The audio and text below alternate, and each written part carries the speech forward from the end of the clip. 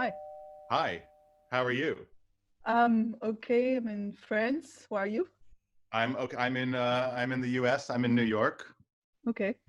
Yeah. Oh, your background, I feel like, is a better idea than mine. Well, I just moved apartments today, so I'm in my new apartment and it's empty. It's cardboard boxes and this couch I and think this is one bed. perfect because now Yeah. we can only focus on you.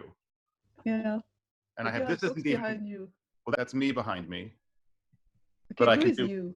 I can do a number of these. Look, there's this option. Yeah, and then It's there's kind this of option, creepy. and then this one's really good. This I feel is like I'm in a John Malkovich movie. yeah, this is my favorite right now. Okay, so you've been doing a lot of Zoom lately, I guess. I'm a teacher and I've been teaching all online. Yeah. So what do you teach? I teach dance. My name is Dan Safer, Hello. and I teach dance at MIT, and we've been online since March. So I've been doing Okay. lots of Zoom dance classes, which feel like. Do you know what tofurkey is? The fake turkey made of tofu, Okay. and it's terrible. And they Okay. made it for vegetarians at Thanksgiving. I feel like teaching dance on Zoom is, no matter how good it is, it's still tofurkey. So that's what I've been doing. Okay. And even if it's good, like even if you dress it up and make it taste really good, it's still at its heart, it's still tofurkey. I'm a choreographer, so I make shows also. How about you, Wendy? I know that Uh, only because your name is but I'm written in not the done bottom. with. I have another question. Yes, How and when did you start dancing? maybe 16. I was not very athletic. The only thing I enjoyed in any sport was tackling people, Okay. uh, which I Tackling feel is like like to you like make to them jump fall. on them and knock them on the ground. Okay. So I feel like that relates a lot to dance. And then I know that when I was very little, I would, if my parents had friends over, I would put on a suit and I would go downstairs and I would just fall on the ground and thrash and like just thrash around on the floor to a Bee Gees album. And if you see my shows now, it's not very different. What do Like you do for it's dancing? What sort of dance are you doing? very similar to what I just described. Does Someone, it have a name? What's I the mean, name? people say contemporary or postmodern or dance Okay. theater, Danse anywhere contemporaine. in Okay. there. But my last show actually I was in a suit thrashing around on the floor. So it's really the exact same thing I was doing when I was 5 or 6. Okay. Yeah. See.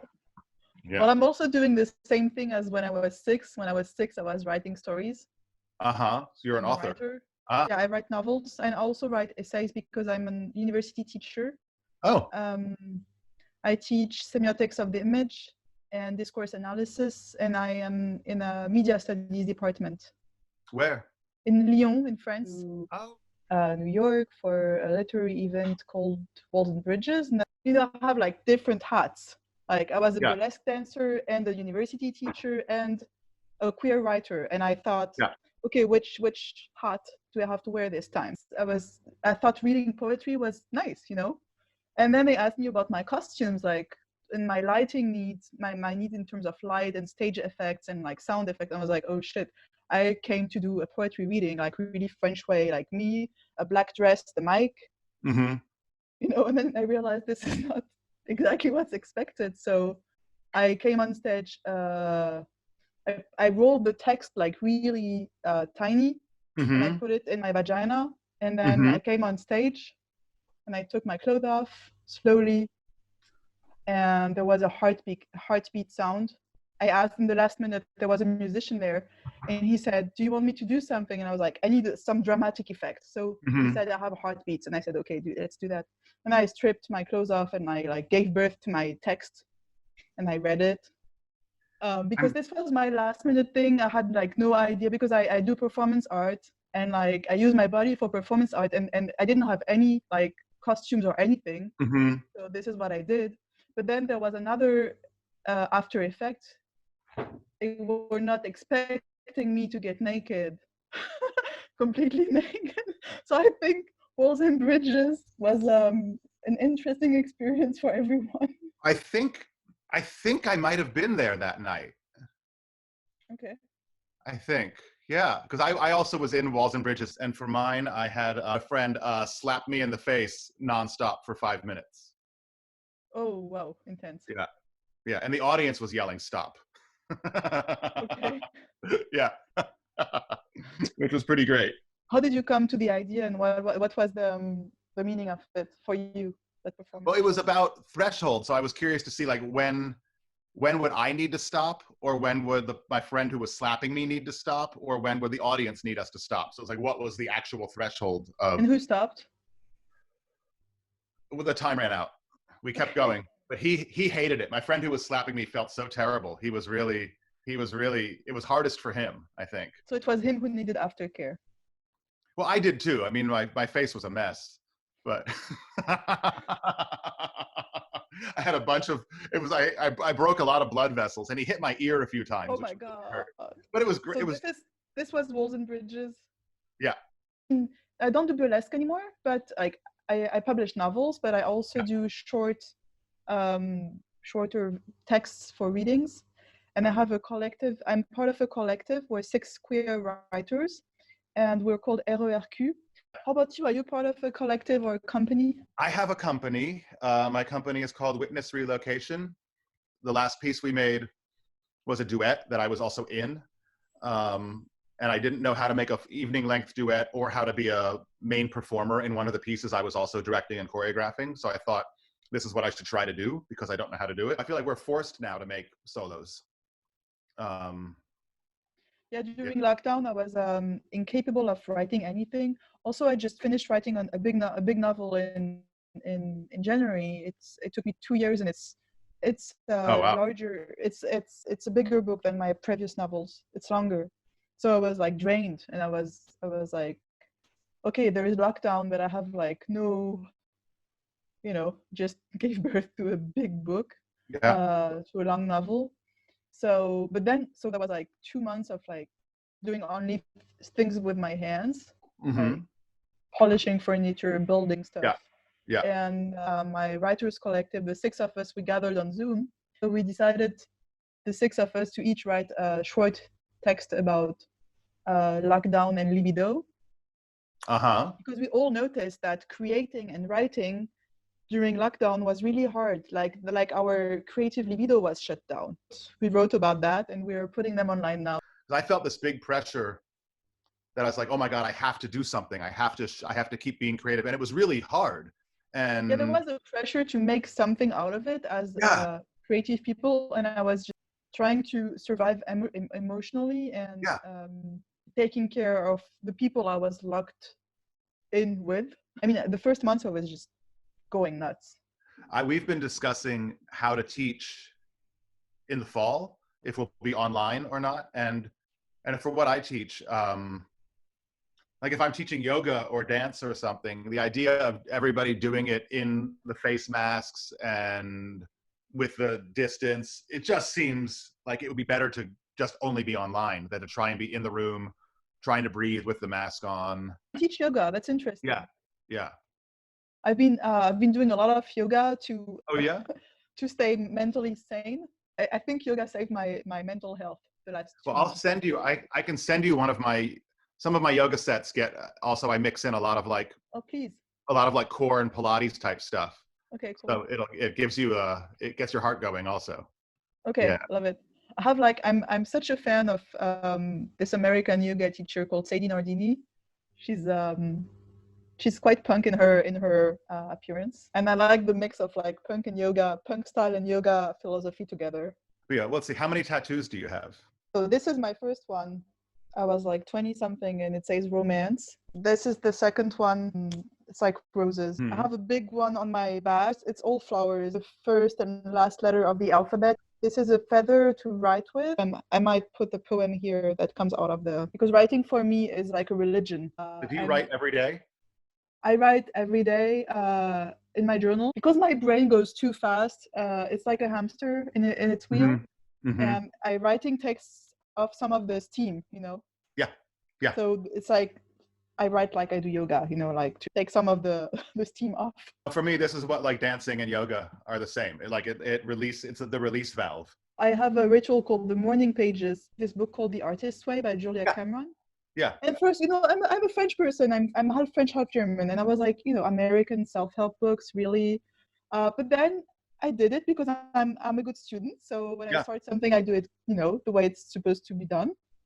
And actually, I wrote my first book that was published thanks to this method. I like the exercises like, she says, write a letter to you when you're 99 years old, or write a letter to you when you were 9. But sometimes I do them in the evening, but the idea is to write 3 pages every day in your journal, and that really keeps me sane.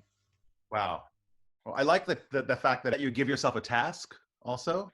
I find it's really hard to be creative, but it's easier to like do a task, like solve a problem, as opposed to going, I have to come up with something really good, to go, I have to write 3 pages, or I'm going to write a letter to me when I'm 99. Like that, having the directive, I feel like unlocks the creativity in a real way. Yeah.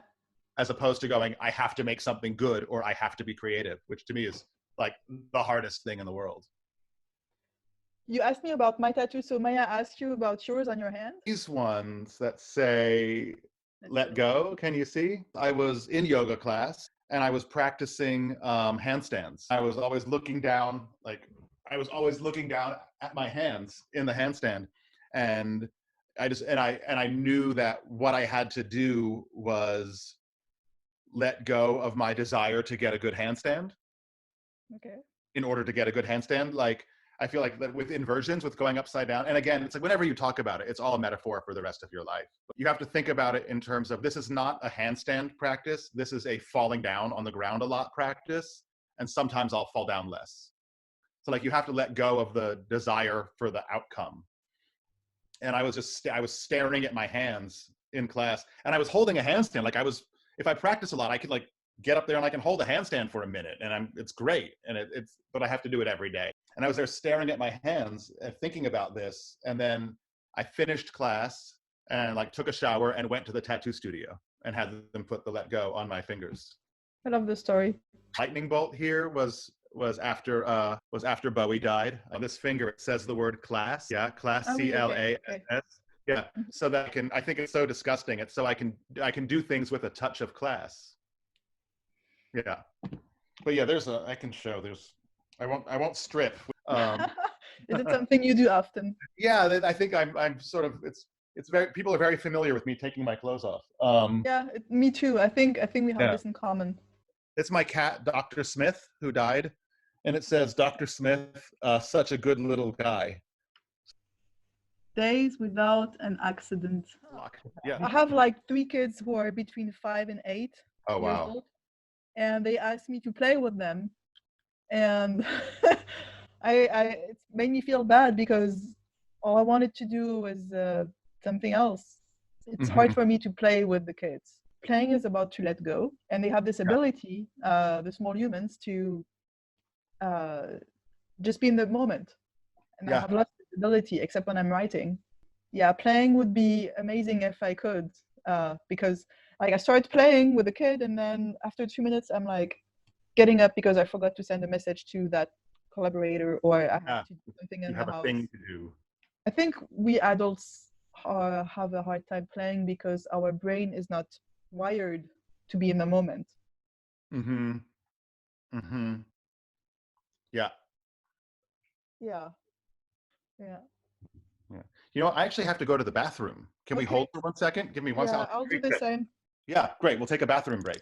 Yeah, I'll put on, I have this me dancing background I'll put on. Hang on. Yeah.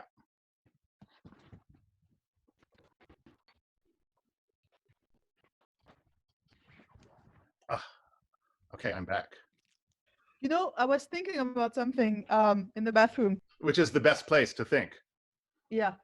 All we've done is like talking, trying to find out who we are, and we haven't said anything like intellectual, important, that could be useful for society, or like I'm really enjoying meeting you, and I think this blind date is perfect and interesting for me. Yeah. But I'm not sure that people will find it interesting because we're like focused on each other.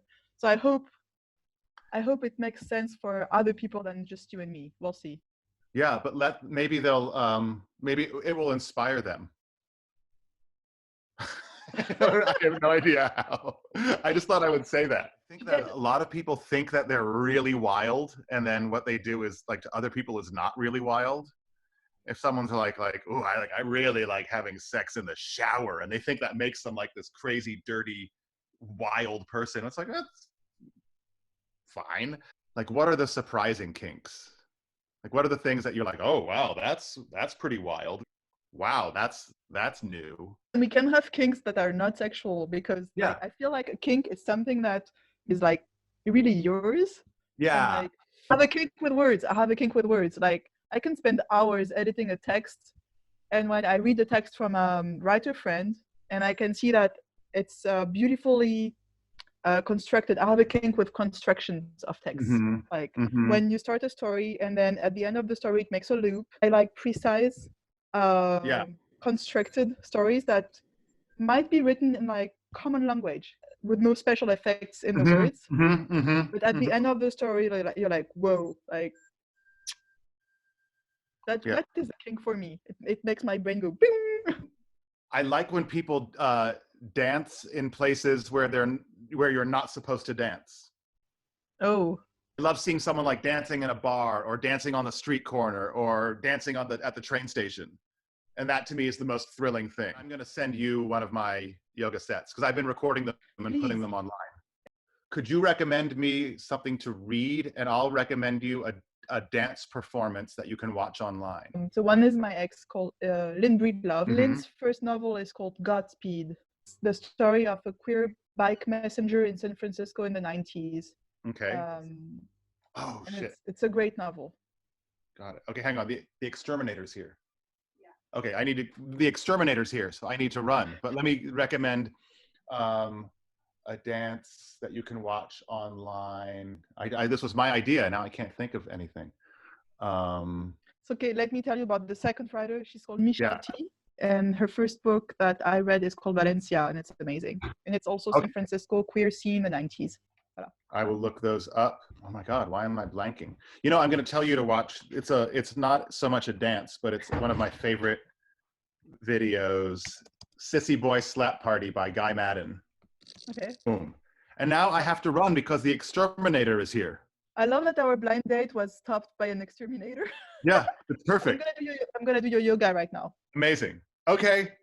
Bye. Bye. Thank you. Bye.